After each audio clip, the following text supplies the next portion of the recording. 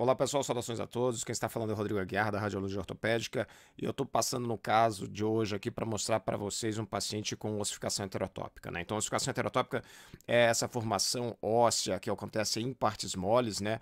E a ossificação heterotópica ela pode acontecer em várias situações: alterações pós-traumáticas, queimaduras, queimados, pacientes acamados, e uma outra situação que pode acontecer e que é um tipo meio especial de ossificação heterotópica é a ossificação heterotópica de origem neurogênica, né? A ossificação heterotópica neurogênica.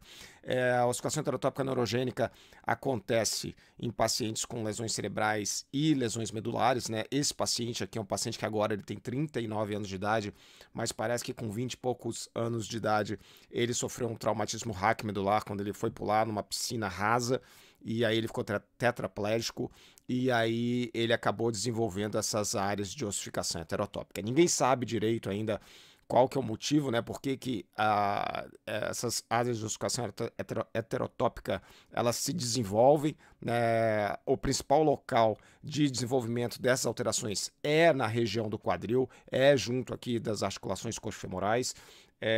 A causa é aventado que talvez seja por substâncias inflamatórias que sejam liberadas, fazendo uma metaplasia de partes moles para virar estruturas ósseas.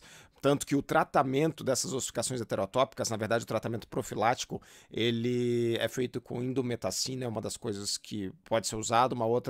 Outro medicamento também que pode ser usado é o bifosfonato, mas aí faz profilaticamente antes de chegar nesse nível para evitar a ossificação heterotópica. A ossificação heterotópica ela ocorre até, segundo a casuística, né, depois de um traumatismo raquimedular, ela é estimada em ocorrer em até 20 a 25% dos casos, e depois de uma lesão cerebral, de uma lesão traumática cerebral, de 10 a 23% dos casos. Então é uma coisa que realmente a gente tem que ficar atento. Aí eu fui procurar aqui na história desse paciente, né? Esse raio-x aqui a gente vê essas diversas áreas de ossificação heterotópica que o paciente tem. Então aqui, olhando as radiografias oblíquas, aqui a gente vê as diversas áreas de ossificação heterotópica. Reparem que essas ossificações heterotópicas, às vezes, elas ficam muito próximas umas das outras. Por exemplo, aqui entre o ilíaco e o trocânter maior, aqui entre a tuberosidade isquiástica e o trocânter menor, isso aqui diminui o arco de movimento, né, o range of motion da articulação. Mas esse paciente aqui, a última cirurgia que ele fez, inclusive, foi para melhorar esse arco de movimento aqui do quadril esquerdo. Olha a tomografia que esse paciente tinha há algum tempo atrás. Foi feita essa tomografia antes do raio-x, ele acabou operando, né? Mas olha só essa ossificação heterotópica brutal, né? Imensa aqui que tinha na topografia do músculo ilio-psoas. Então isso aqui estava travando completamente a movimentação do quadril do paciente, né? E aí depois ele fez a cirurgia e esse estudo radiográfico que a gente está vendo aqui, isso aqui já é no pós-cirúrgico, mostrando que já não tem mais essa ossificação heterotópica na região do ilio-psoas, tá bom? Então era isso que eu queria mostrar para vocês esse caso de ossificação heterotópica. Uma outra coisa, uma última pérola aí que eu queria deixar para vocês esse caso é que no raio-x a gente consegue ver claramente a ossificação heterotópica, mas a literatura fala que o ultrassom ele consegue pegar a ossificação heterotópica antes do raio-x, e uma das principais apresentações da ossificação heterotópica quando vai chegar para fazer o ultrassom é um paciente que tem edema do membro inferior e tem dedímero aumentado e a suspeita de uma trombose venosa.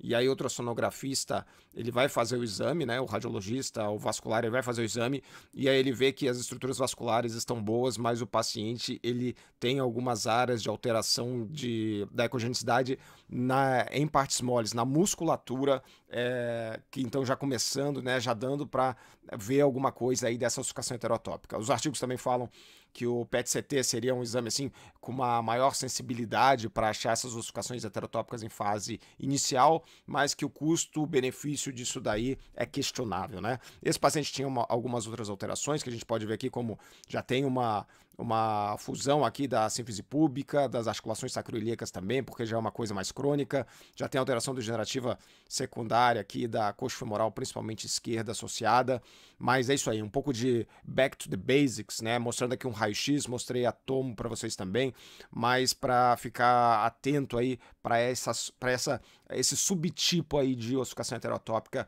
que é a ossificação heterotópica neurogênica, para a gente entender um pouco mais sobre isso. Falou? Um grande abraço para vocês e até a próxima.